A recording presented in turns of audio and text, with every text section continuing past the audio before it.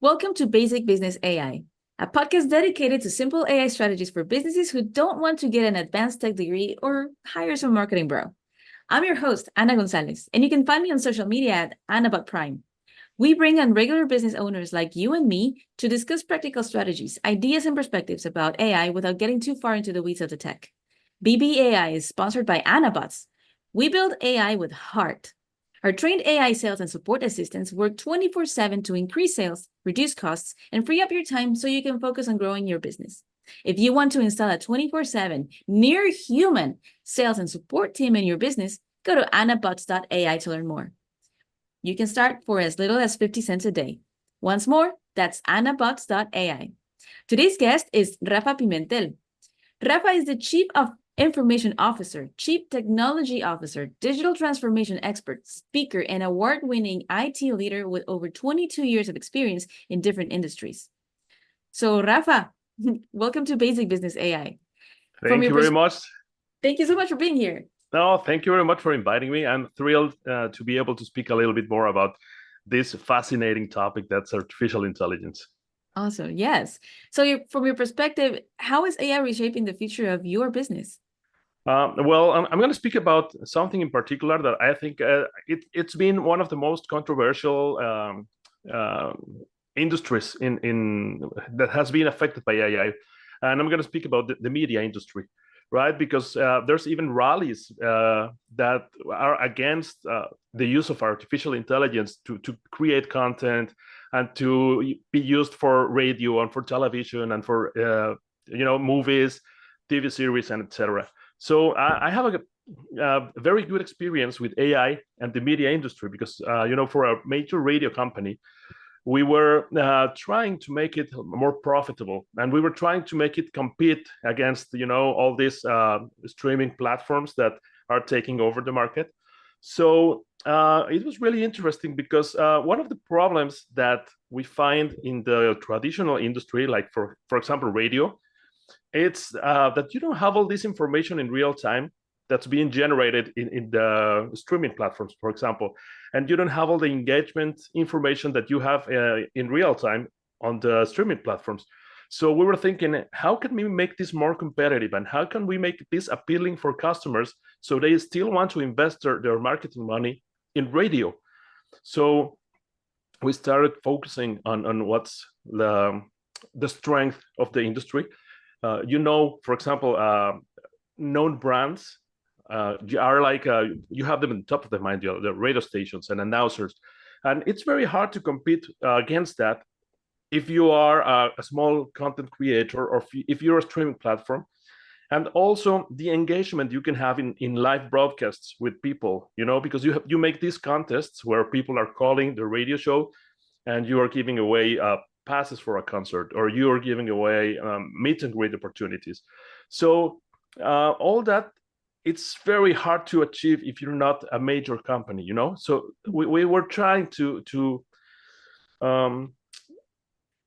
complement that with AI and all the tools we needed to make announcers really have all the information they have with streaming platforms in real time. So what we try to do, what we achieved was getting all the advertisement information into a cloud platform where we were using natural language processing and machine learning to identify everything that was happening there. Mm-hmm. So in real time, we could tell the customers, hey, your ad just went on air, and we could match that with the ratings.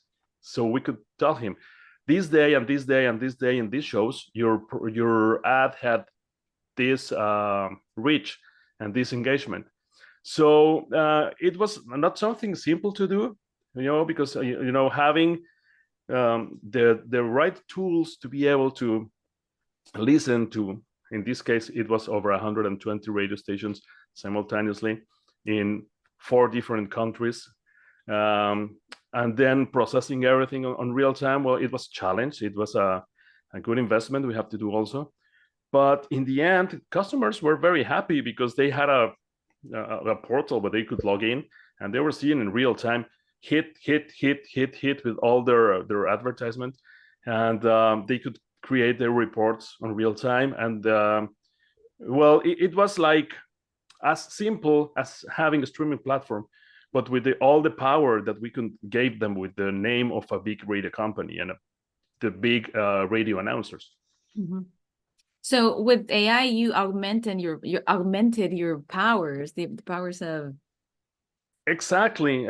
What I like to say is that we prolonged the life of the radio industry doing this, because a lot of people are saying that the radio is dying because nobody likes to be attached to a fixed schedule where you have to be there to listen to the shows or whatever.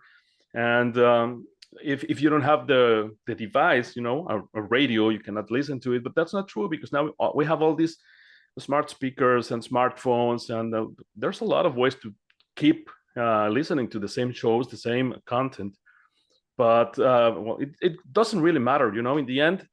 It's just like, if you want to be able to keep listening to your favorite shows with your favorite announcers, there's ways to do it. It was just the matter of making that as modern as necessary, for all the people and all the different preferences of getting content to be able to get it.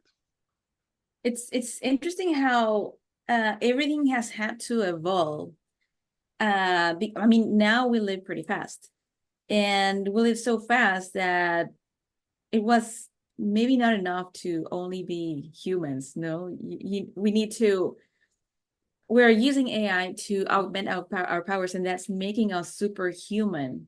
And superhuman sounds like we went into surgery and someone put a chip on us, but it's not like that. We're just using the tools to become, I will not say bionic, but like superhuman, I guess, in a way. No, I completely agree. And that's one of the things that we have to be like really talking about, because a lot of people are scared, and they are saying AI is going to replace me in my work. And I always say, yes, if you want to, it will.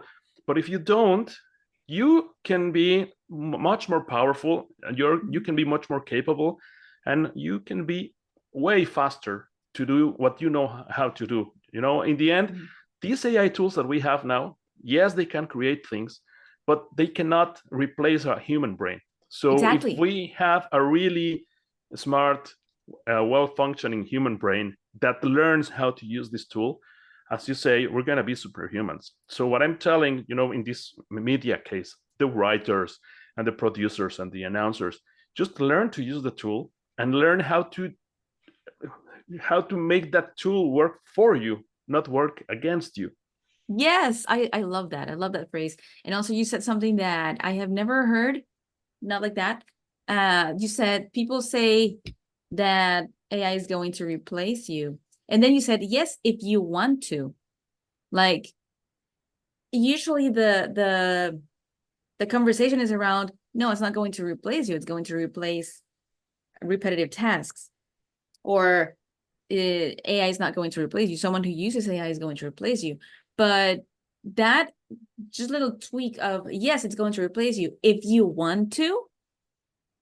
I don't know, man. I just loved it. Yeah, well, I've been answering like that to everybody that asks, because I've been giving some conferences and some talks about AI, and that's the first question ever.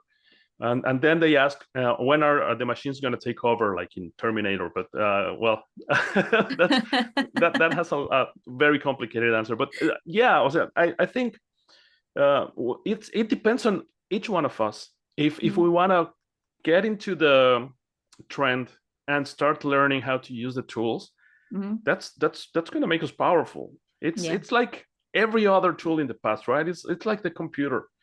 When the computers first appeared, people were saying, oh, they're going to replace us. No, now we all have a computer in our desks to do our jobs. It's not like we have been replaced. Yeah, even cars. Oh no, those are so noisy. Oh, I mean, we have a car. Oh no, internet is just a fad. Well, we have cars with internet now. But anyways, exactly. So Rafa, tell us about who you serve and how people can reach out to you. Well, there's my social media. I am on Facebook as Rafa Pimentel. I am in LinkedIn as Rafa Pimentel Pinto. And of course, my website, www.rafapimentel.com. You can reach me out there by my email or on my social media. I'm always glad to have these kind of conversations and to help businesses figure out how to use AI and how to extend their life or how to potentiate their capabilities. Awesome. So we're going to wrap from here. Thanks to our guest, Rafa Pimentel, for joining us for a practical conversation about AI and its potential for business. You can learn more about what he does by visiting rafapimentel.com or by searching him in his social media, Rafa Pimentel, or LinkedIn, Rafa Pimentel Pinto, right? Exactly. Oh, yes. All right, awesome. If you run a business of any size and you have some ideas or strategies around the topic of AI, we'd love to have you on a future episode as well. We interview business owners of all levels of experience and exposure to AI so we can represent all voices, especially the 80 to 90% of us who are curious about AI, but not trying to be tech geniuses. Apply for a future episode by going to basicbusinessai.com. And one more time, if you want to install a 24/7 AI sales and support team that actually has a heart for less than 10% of the cost of a single employee, get yourself an Anabot. Learn more at anabots.ai. See you next time on Basic Business AI. Oh, and by the way, if you like this episode, tell your friends. See you later.